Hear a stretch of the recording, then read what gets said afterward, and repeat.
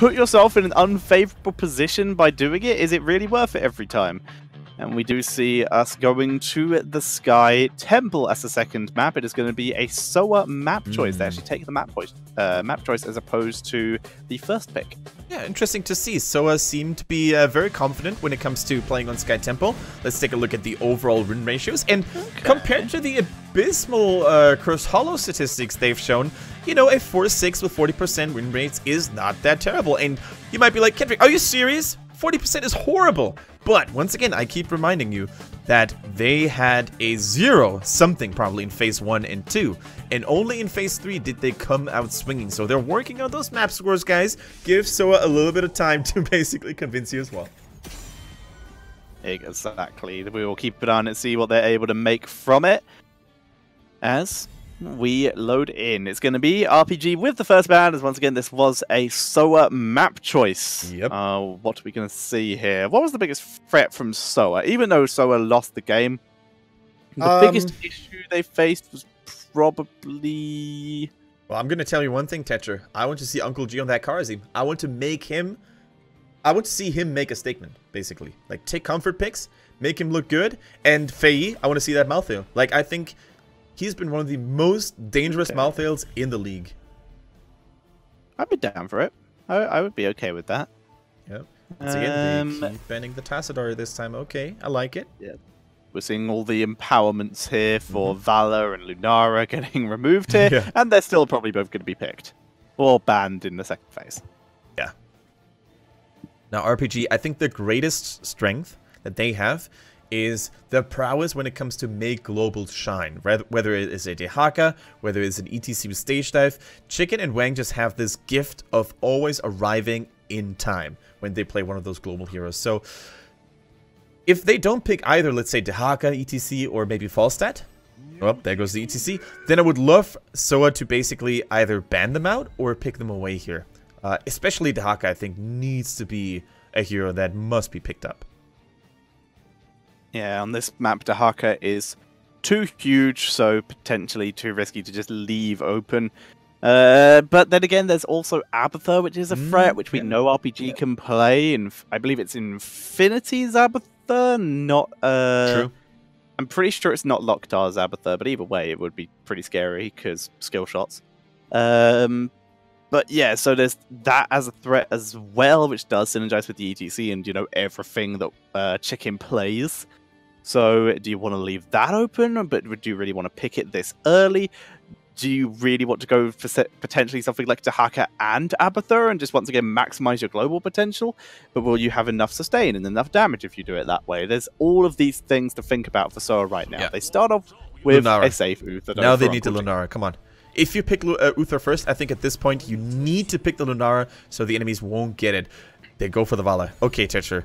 Now, I gotta tell you, Locktar's Lunara last game, even for Lunara standards in China, was outstanding. He caught a couple of isolations, and yet he managed to survive every single time. Those leaping strikes, as you said during the game, were absolutely fantastic.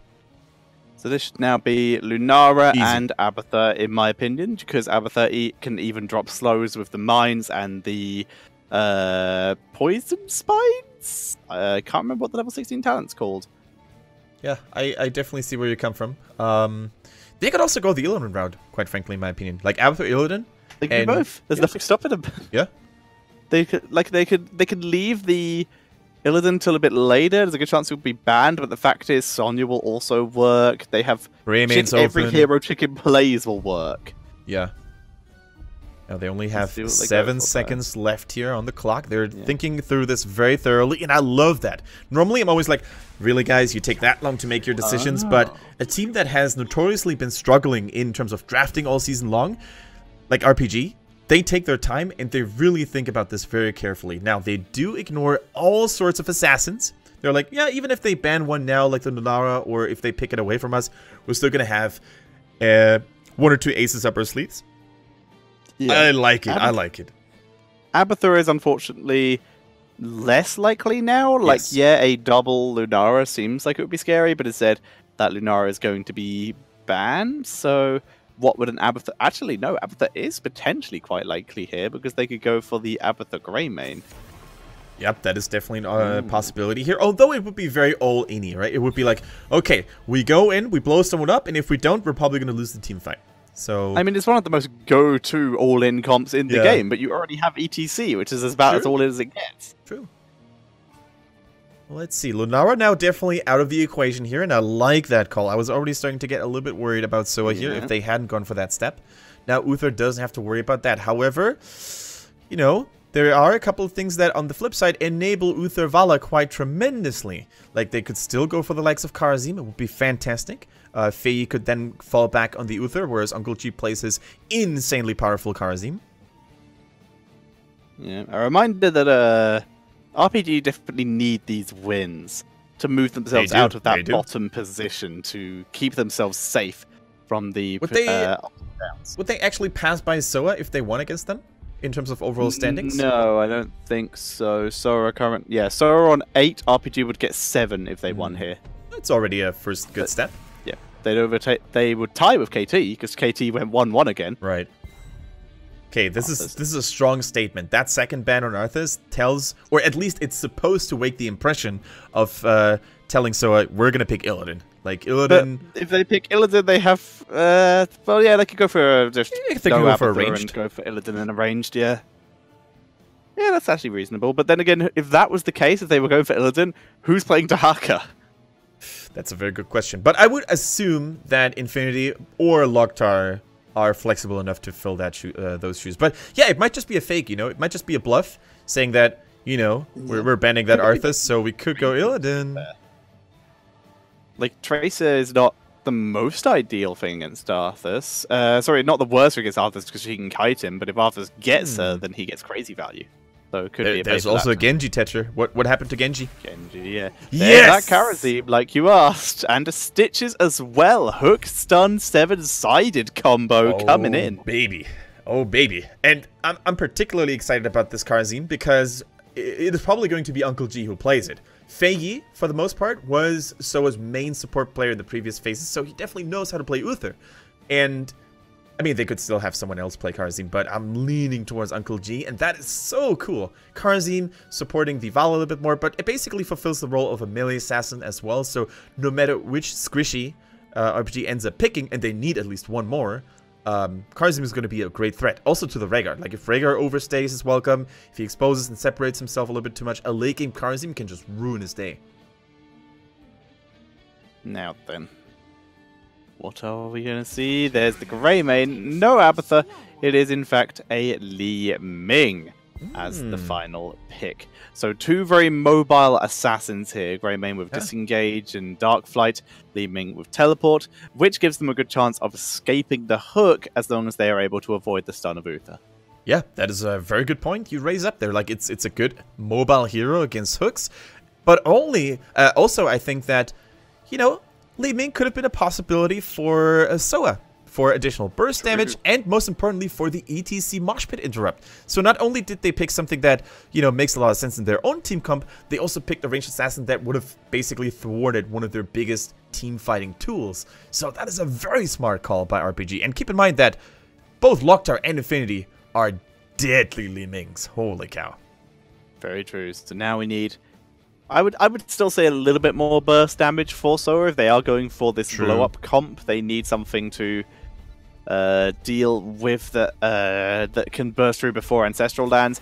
That will do it. It's a little bit of extra frontline, lots of extra burst damage. That works out nicely. It does mean they are running a quadruple frontline, but that's fine if you're going up against a Li Ming. You want to try and get to the have that frontline to block the shots and get to her as quick as possible. Absolutely, I do like the Sonya. If Sonya manages to successfully avoid the ETC stuns, like the Mosh Pit or the Power Slide, then there isn't really a whole lot that could stop her from spinning to win, you know? Only into Hakatung, and that one is normally very hard to land in the first place. Also, it's not always ready, so I don't hate it. I think both teams actually have a very good draft in their own way, whereas SOA is more about, you know, picking individual targets and bursting them down. I think RPG brought a lot of global awareness to the map. Like, they can send Dahaka and ETC on various lanes, only to make them arrive in the nick of time.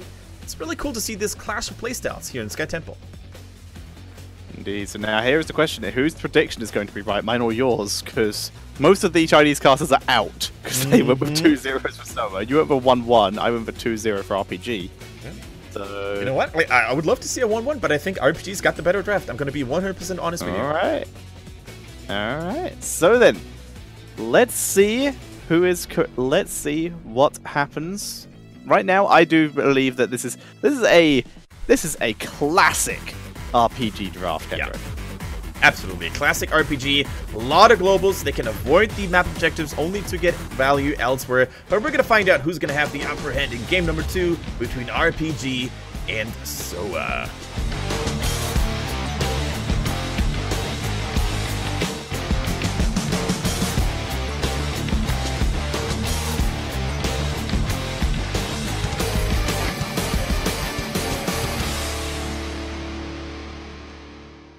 Coming in here and being deployed to Sky Temple. Ladies and gentlemen, we have SOA in the blues with Fei on Sonya, Uncle G on Uther, and TY on the Karazim. SparkBZ plays Stitches, and Molly plays Vala.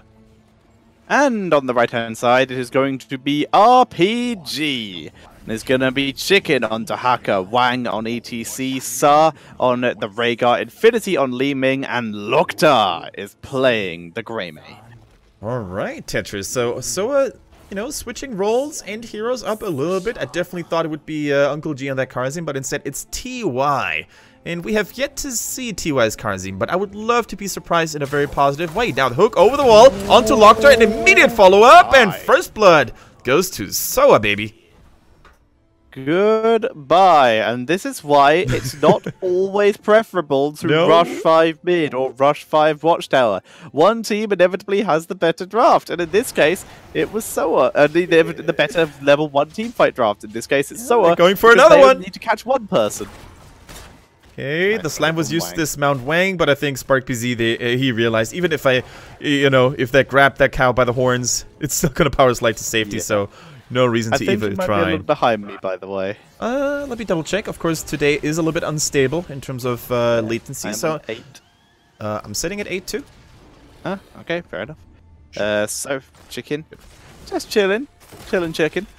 Gets a drag onto Uther. Will actually pull into tower range. Drops a couple hits. The armor will prevent a little bit of that damage, though.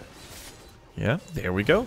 And you brought up a very good point. Like, sometimes it's just not recommended to go for those early brawls and skirmishes near vision towers or in the middle, especially when the enemy team has a hero like Stitches or Garrosh, basically anything that can throw people or hook people into your own backline, right? So anyone who can isolate from level 1, it's a bad idea to fight them.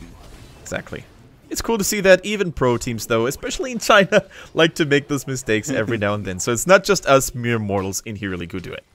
We must fight for vision that we can get at literally any other point in the game. We do see Wang holding mid for the moment, immediately just turning onto SparkBZ. I'm sorry, did you want to try and slow down our shot taking? I guess we'll just drop your health bar down a bit. Yep. Hook lands to try and counteract a bit, but Wang just walks away. In the meantime, top shots are being taken by SOA. As a reminder, this top temple does usually get a little bit more value because it's where the Bruiser camp spawns. Chicken gets chunked by Vala, may even die here as Vala chases deep. Molly, not being greedy, just not get dragged. Yeah, that was so cool. Like, Molly realized, okay, now might be the perfect time for the enemy Dahaka to lick me, so I'm not even going to follow. And still getting the maximum amount of damage done without overextending, as he said. So cool play by Molly, once again cementing why he's considered to be such a raw talent, a diamond in the rough, if you will, in the league. Now we see a classic Q build this time on Uther, a Shockedin build.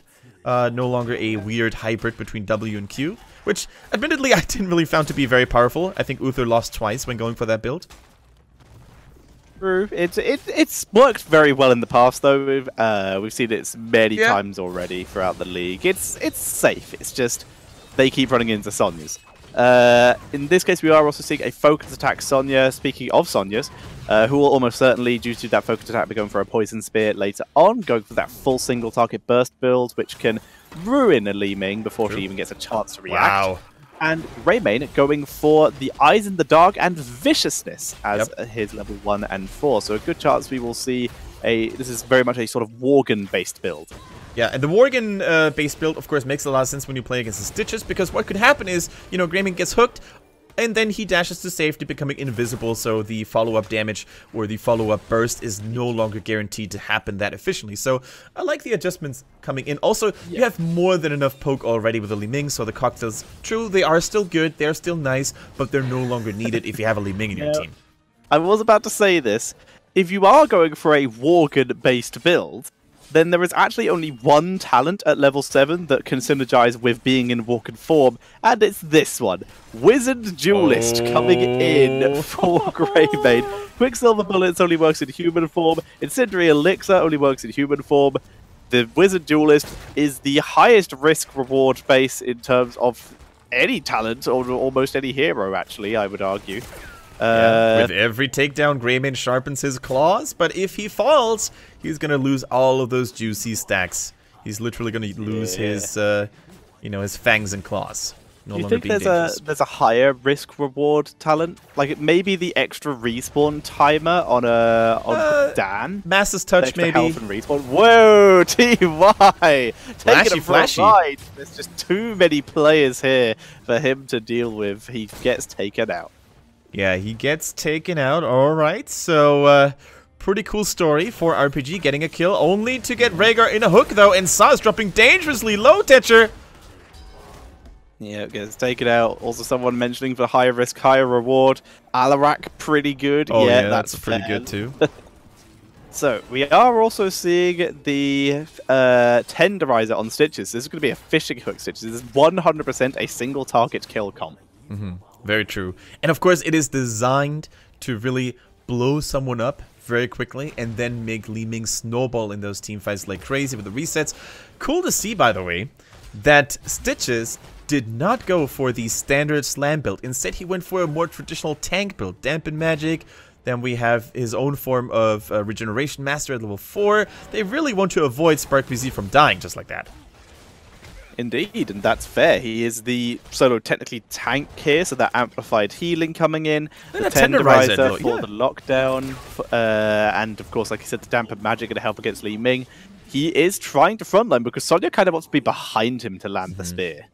Yeah, and I love the adjustment coming in here from RPG as well. They realize, hey, you know what? That Stitch is going to be pretty hard to kill. So what do we use against that? Well, we use percentage damage. And the Crucible, in the meantime, that isolation hit the Sonya. She's slowed and blinded. Oh! Disintegrate doesn't. Nicely done. And they're able to pick up the kill there. Locktar's still tanking this. Might be a bad idea. In the meantime, Sora like, oh, there's 4 heroes top. I guess we'll get the boss then.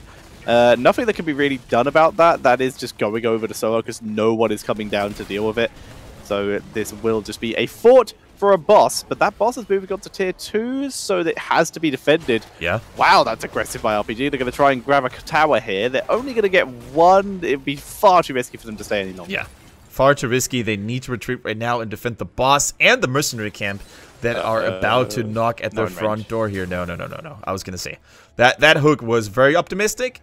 But without Fishing Hook, it was nowhere near of getting landed here. So, Sonny was like, you know, putting on her shades. I mean, like, space created, time was bought, tactical feeding successful. Because they did at least get some value with that boss.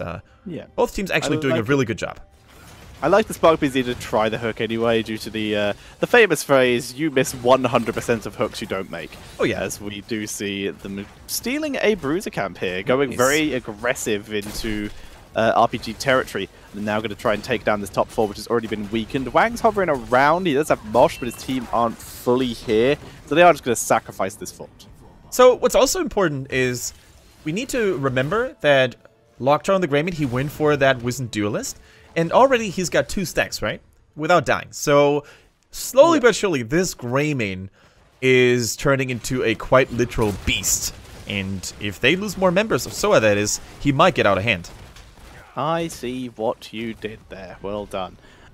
Also, just as a heads up, other than the XP that it gained, that boss got very little value that RPG didn't also get on the map. Like, overall, you could, if you count the boss being a distraction, it was able to probably get a tower in the bot lane. No, we haven't looked yet. And it allowed SOA to take that top fort. What did RPG get? They got top fort and they got a tower. They got almost the exact same thing, except for the boss was taken. For the Alliance, by the way. Thank you, Uncle Chief, for representing the one true faction of Warcraft and being basically my buddy here. In the meantime, we see Chicken Peace now. Oh, that was fancy. Dropping that Earth ally over the gap here and dashing to safety. Yeah, that's one way of making it out of the horseshoe. I like it. Yeah, so for now, RPG putting some pressure. They do need to be, though, because there's a little bit of a party happening in the top lane, or they need to counter push really hard. They're going to port. They're just going to take the last 5 shots and try and make a play here, but already a retreat coming in for SOA. On the right side, though, they get the final 5 shots from top lane as well, which will still only hit towers, but it's a start. Yeah, Wang is just casually dropping that knockback. It's definitely not the target you want to get. Not Fleabag. It's Mega Smash. Yeah. Which I guess is just extra damage, but that leads to the fact they might go for Pulverize, which would be, in my opinion, wrong. Yeah, it remains to be seen. I mean, it's not like their team is lacking damage, right? Sonya, Karazim, especially as he goes into late game, and Vala should be plenty of. I mean, there's so many stuns. Why wouldn't you take Fleabag and just get the value that way? Yeah, very true. Now, SparkBZ is not taking any unnecessary risks. He drops those hooks in the blind, but it was the wrong bush, Wang! Oh, it was too slow. Oh. There's a Gorge, though. Finds the target. Going to move back to the rest of his team. Kicks it out. Greymane escapes, though. Wang gets 7-sided, but is able to tag through with the help of Chicken. They trade a lot of damage. Wang gets his stack. Ancestral keeps him alive as well. And, well, everyone lives.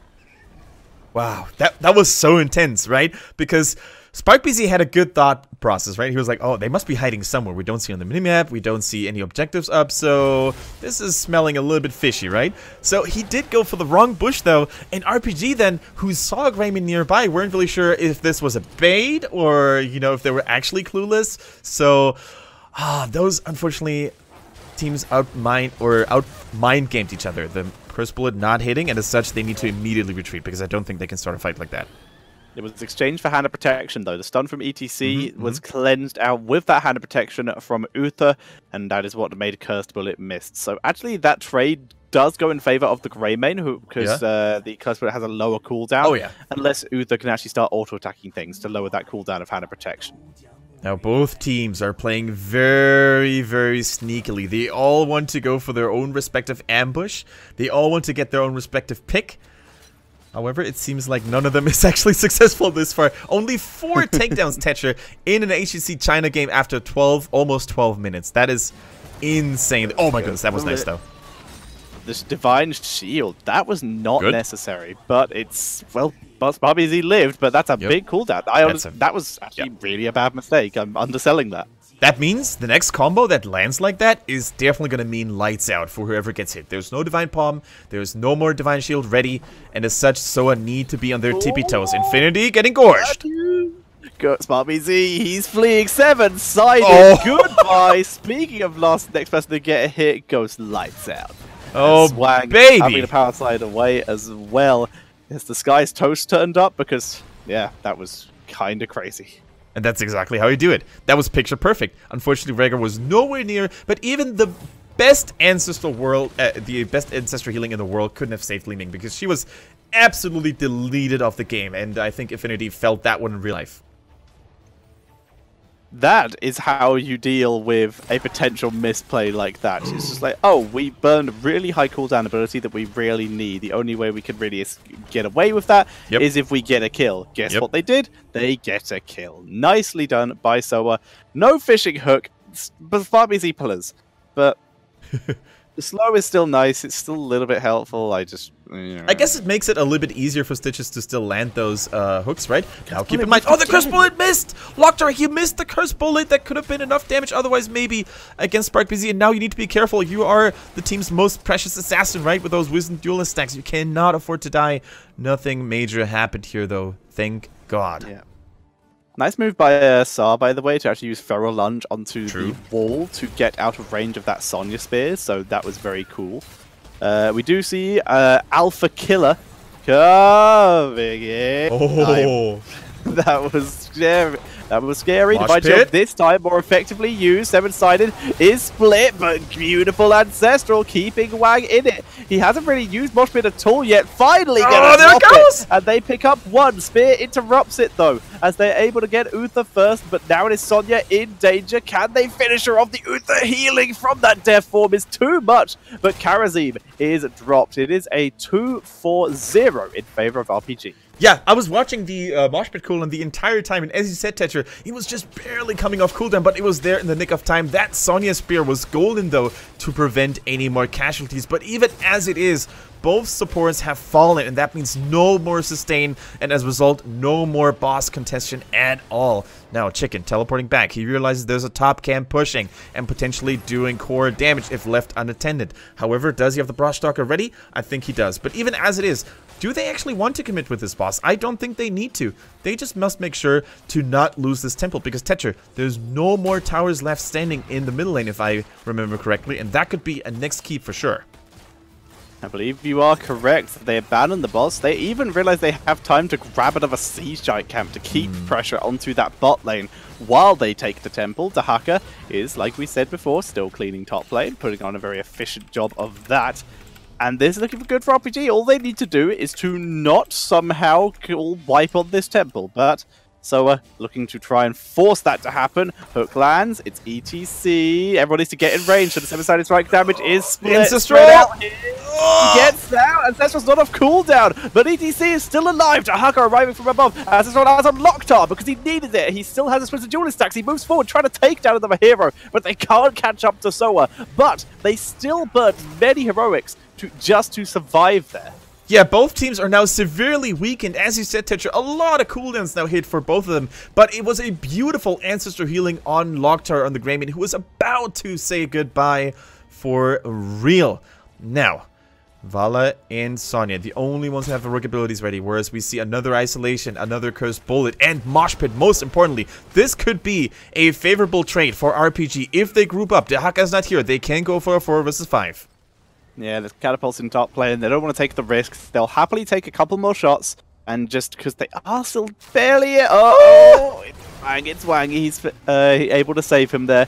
Nicely done, protecting Sar with his own body, and they're able to move back. So this is just a situation of RPG just trying to use Dahaka to the maximum potential to soak to level 20. SOA know this. They're desperately trying to force a fight and force a kill.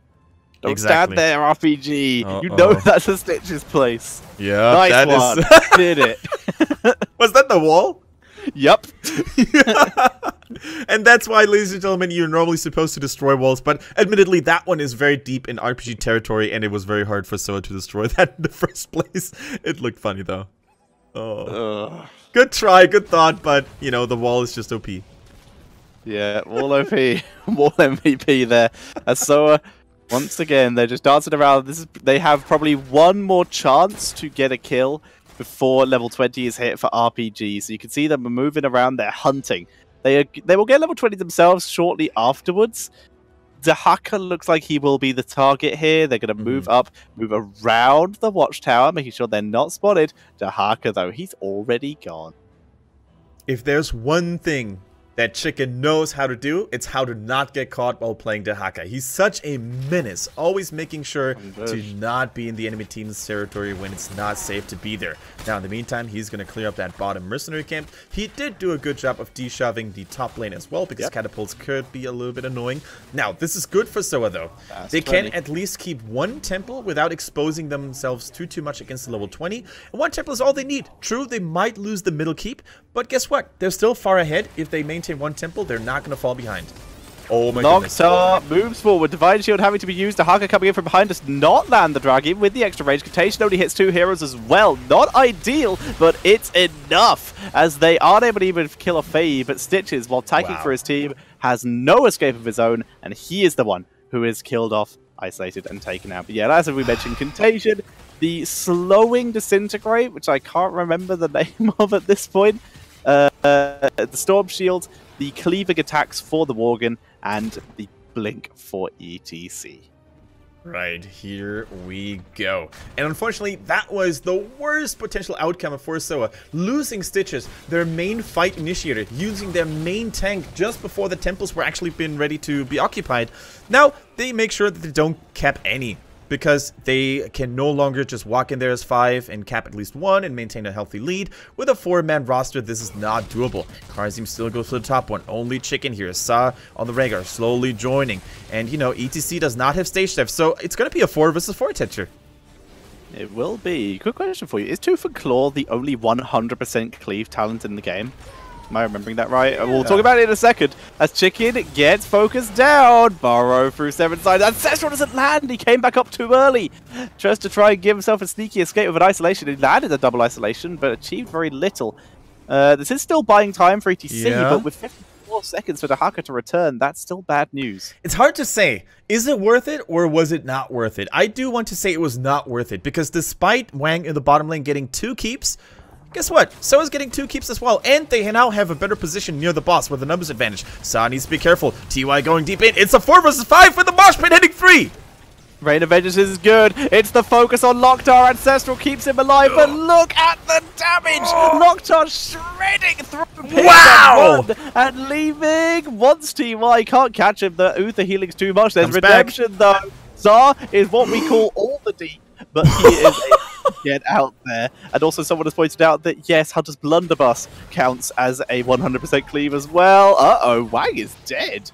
Does he have Bolt Up? He'll have it soon. Power slide. Flee, Wang! Flee! One more spear and it's lights out. Oh, down he goes. Okay, so Uther came back. A saving grace for SOA, otherwise this fight would have probably looked a lot more differently. In the meantime, though, Core has been taking damage. The shields have been almost destroyed here, and this is a good situation for SOA now. No more mosh pits. Oh my god, can they go for it, though? I think they can. Yeah, I think it's a safe boss. Temporal Lux is available. They're going core! RPG! It's a core! It's a core! It's scouted by Smart BZ. They just ignore him. Hook is whiffed. They're forcing the retreat. And abandoned. They baited it. As long as they can get out alive, this is incredible. But Locktar, the stacks! No! And Locktar gets absolutely destroyed. And that's 60 seconds without the main damage dealer and the loss of all the stacks. Tetra, what is RPG doing? I like the call, but you're not supposed to press pass, you know, the golden line of being safe. They just went too deep. There was no way of getting out of there anymore. Stitches cut off their flight path, and as such, all those juicy Greyman stacks are now gone. And this boss, after 21 minutes, is in winning condition. They can just march through the bottom lane, even if they don't go through bottom. Middle and top is naked. They have to guard the temples, because if they look don't, at the minions they will lose. The temples will out-damage the... Look at that bottom wave, Tetra. It's massive. I don't see how much it is, but there's a lot of red dots.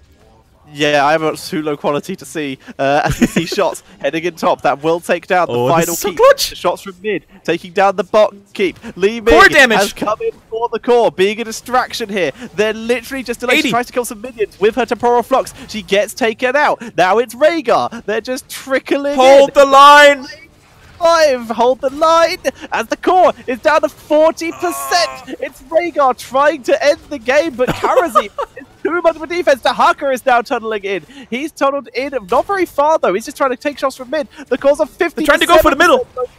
The boss is killing the core, and that's gonna be GG. Oh! As the final shots go in, SOA take game number 2, and the score is 1-1. What a game, ladies and gentlemen! Both teams at the brink of victory in the end. It was SOA who contested the top temple successfully, proving to be so good when it comes to realizing what objective was the most important one on the map to currently take. Big kudos though to RPG. They played a fantastic series overall. Solid first game, solid calls here for game number 2 and as well. In the end, it was just too little. But man, by a hair, that was so close. Yeah, I honestly think that if SAR and Infinity had gone at the same time to the core, they probably could have ended the game. But they split too much, and as such, turns out that Munkle G was able to defend the core and save the game. Uncle G, man, the gatekeeper, defending the core, destroying all the hopes of RPG of getting 3 juicy points. And as such, you know, with that tie, nothing's changing. Both teams maintain the exact same, you know, distance between each other. And that helps SOA more than it actually does RPG, because they're still caught, prisoned, trapped in the bottom half of the table. It's just don't seem to be able to get out of there. It's insane.